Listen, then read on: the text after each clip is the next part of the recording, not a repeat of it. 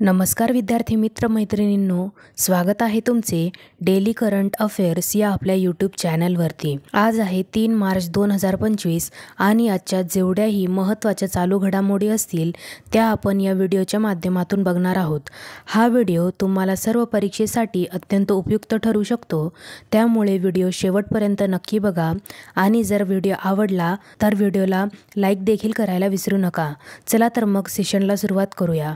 प्रश्न पहिला आहे, दरवर्षी जागतिक वन्यजीव दिन कधी साजरा केला जातो? तर या प्रश्नाचे योग्य उत्तर आहे पर्याय क्रमांक सी, 3 मार्च रोजी जागतिक वन्यजीव दिन साजरा केला जातो। 20 डिसेंबर 2013 रोजी संयुक्त राष्ट्रांच्या महासभेने म्हणजेच UNGA हा दिवस साजरा करण्यास सुरुवात केली।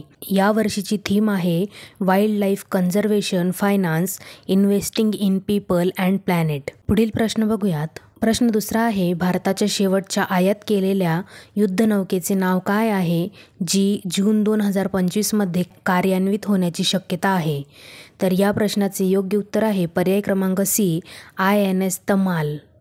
पुढील प्रश्न बघूयात। प्रश्न तिसरा आहे, 24 फेब्रुवारी 2025 रोजी कोणत्या सरकारी योजनेला 6 वर्षे पूर्ण झाली? तर या प्रश्नाचे योग्य उत्तर आहे प्रधानमंत्री किसान सन्मान निधी म्हणजेच PM किसान। या योजनेअंतर्गत शेतकऱ्यांना किमान उत्पन्न समर्थन म्हणून प्रतिवर्ष 6,000 रुपये प्रदान केले जातात व या योजनेची घोषणा 1 फेब्रुवारी 2019 रोजी झाली। पुढील प्रश्न बघूयात। जैवविविधतेला चालना देण्यासाठी कॅली फंड कोठे सुरू करण्यात आला? तर या प्रश्नाचे योग्य उत्तर आहे पर्याय क्रमांक सी, रोम येथे कॅली फंड सुरू करण्यात आला।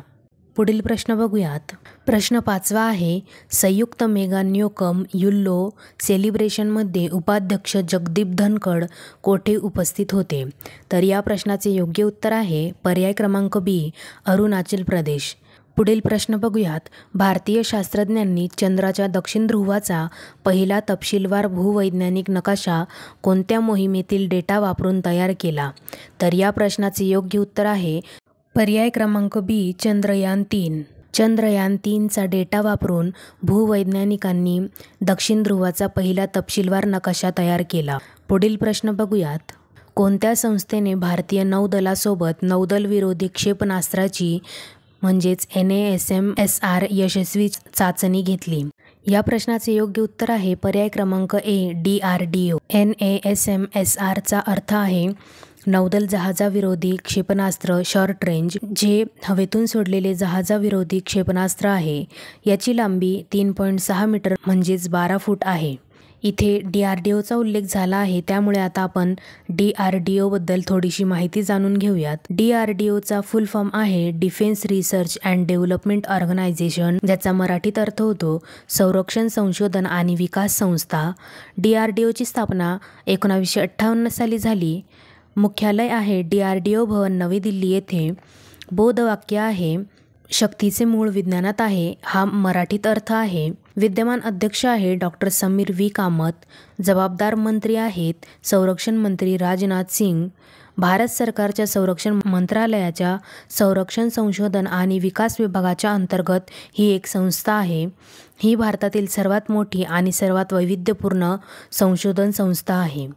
पुढील प्रश्न बघूयात। कोणत्या 2 देशांनी आग्नेय आशियातील सर्वात मोठा आणि दीर्घकाळ चालणारा लष्करी सराव सुरू केला आहे? या प्रश्नाचे योग्य उत्तर आहे पर्याय क्रमांक ए, युनायटेड स्टेट्स आणि थायलंड। पुढील प्रश्न बघूयात। अलीकडेच भारतातील किसान क्रेडिट कार्ड KCC कर्जाचे एकूण मूल्य किती लाख कोटी रुपयांच्या पुढे गेले आहे? या प्रश्नाचे योग्य उत्तर आहे पर्याय क्रमांक बी, 10 लाख कोटी रुपये। पुढील प्रश्न बघूयात। दरवर्षी जागतिक श्रवण दिवस कधी साजरा केला जातो?